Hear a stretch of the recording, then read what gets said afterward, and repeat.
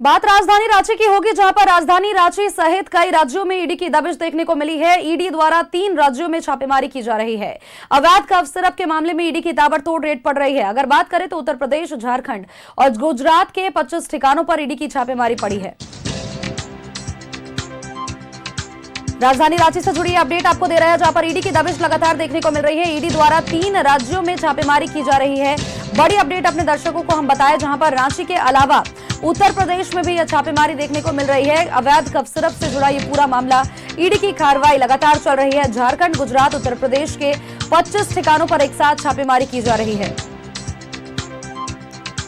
बनारस में शुभम जायसवाल और उनके चार्टर्ड अकाउंटेंट और अन्य आरोपी के घर पर भी दबिश देखने को मिली है। जौनपुर में अमित सिंह टाटा के घर पर भी छापेमारी देखने को मिल रही है। तो ये मल्टीपल जगहों पर एक साथ, एक से अधिक जगहों पर एक साथ ईडी की छापेमारी लगातार देखने को मिल रही है।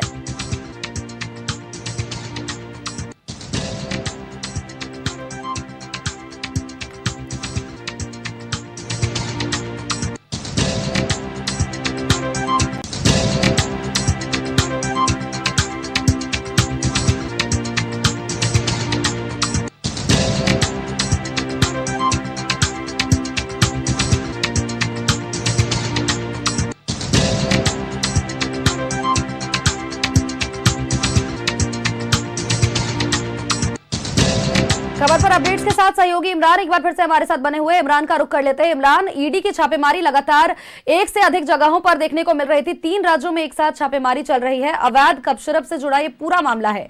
अभी फिलहाल जो नाम सबसे ऊपर चल करके आ रहा है, बनारस में शुभम जायसवाल और उसके चार्टर्ड अकाउंटेंट, साथ ही कोई अन्य आरोपियों के यहां पर भी छापेमारी लगातार चल रही है।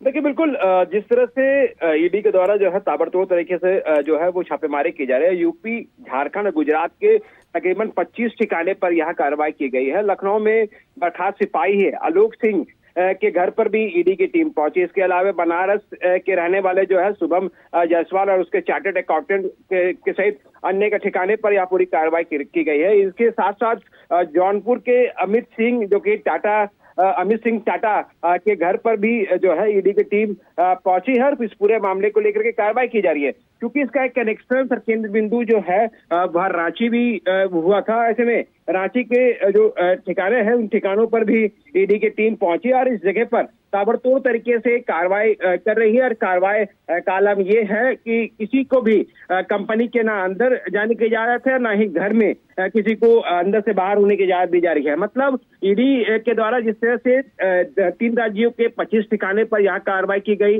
रांची में एक ठिकाना है जहाँ पर कार्रवाई चल रही है। इस कार्रवाई की स्थिति ये है कि लगातार इस पूरे मामले पर जो है दबिश ईडी की तरफ से बढ़ाई गई है।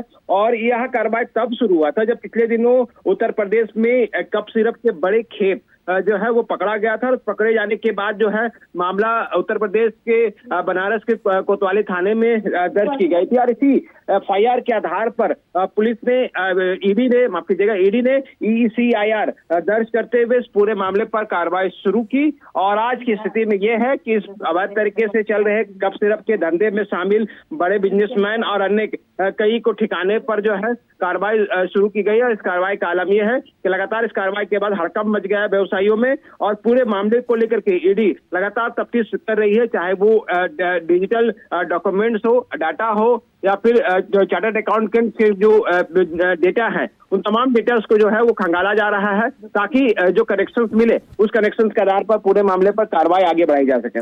नजर बनाए रखिएगा, अपडेट्स आपसे लगातार लेते रहेंगे। फिलहाल के लिए बहुत बहुत शुक्रिया Imran.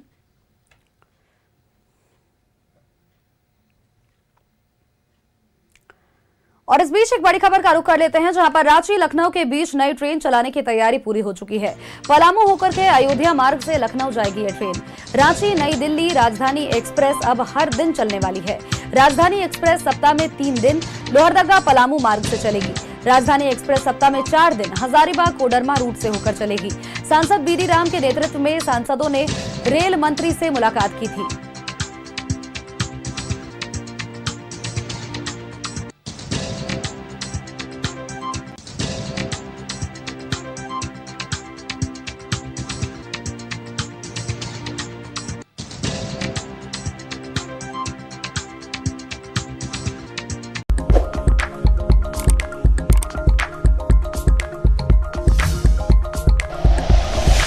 Like and share videos, subscribe करें हमारा चैनल और प्रेस करें बेल आइकॉन। News 11 भारत, सच है तो दिखेगा।